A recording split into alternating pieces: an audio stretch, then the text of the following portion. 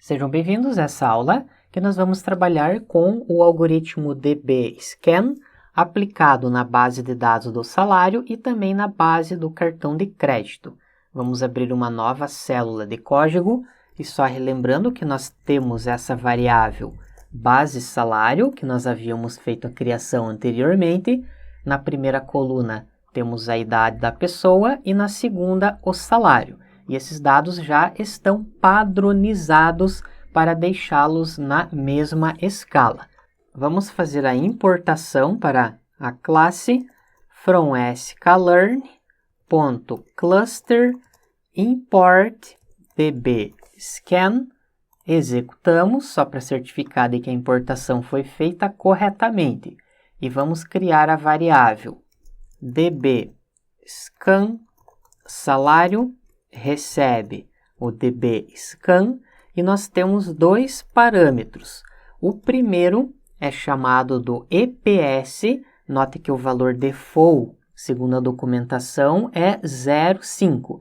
Aqui nós podemos observar a descrição, que é a distância máxima entre dois exemplos, para que eles sejam considerados na mesma vizinhança ou no mesmo grupo. Que, em outras palavras, equivale a esse parâmetro raio que vai indicar o alcance para que a seleção dos registros que estão na vizinhança seja feita.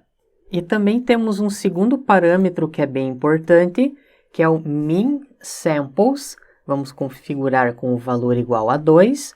Aqui nós podemos, inclusive, observar a documentação, que é o número de exemplos em uma vizinhança para que um ponto seja considerado daquele grupo.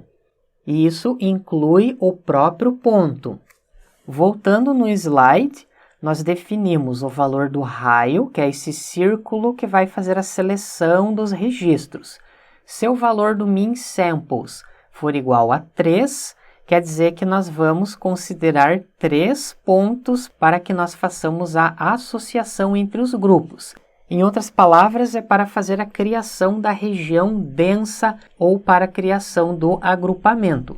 Se o valor do min samples fosse igual a 2, essa região não seria considerada como um cluster, pois nós precisamos ter no mínimo 3 registros para que uma região de fato seja considerada como um novo grupo. E perceba que o valor default é igual a 5, nesse caso eu vou definir somente igual a 2, pois nós temos poucos registros nessa base de dados. Vamos agora fazer o treinamento dbscan salário.fit e passamos a base de dados do salário. Executamos, perceba que são mostrados os dados ou os parâmetros do algoritmo e de forma bastante similar vamos retornar os rótulos dbscan salário labels, que nessa variável nós temos a indicação a qual cluster cada registro vai pertencer. E perceba que foi retornado -1 para todos os registros. E nós podemos acessar a documentação. Em atributos, note que nós temos o atributo labels, que vai indicar o label, o grupo que cada registro pertence. Note que temos essa indicação, que os exemplos que foram considerados como ruídos serão atribuídos ao label -1. Isso indica, em outras palavras, que o algoritmo não conseguiu fazer a atribuição dos grupos. E quando trabalhamos com o dbscan, nós vamos precisar fazer vários testes com esses parâmetros, tanto o raio quanto o número mínimo de exemplos, pois isso vai depender de base de dados para base de dados. O valor do raio, ou o EPS, é 0,5, que é o valor default. Nós podemos, por exemplo, mudar para 0,95. Vamos executar novamente e perceba que agora o algoritmo conseguiu colocar os elementos em cada um dos clusters. É diferente dos outros algoritmos, do K-means e do agrupamento hierárquico, que nós não precisamos fazer a configuração desses parâmetros. No DBScan, você precisa configurar esses dois parâmetros e verificar os resultados para ver se de fato você terá um agrupamento interessante.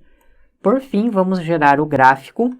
Vou abrir uma nova célula de código. Colamos esse código, que é o mesmo que nós já implementamos anteriormente. Executamos e podemos observar a disposição do grupo. Tem um formato muito parecido com os outros dois algoritmos. Na próxima aula, vamos fazer o teste do DBScan na base de dados do cartão de crédito. Obrigado e até lá!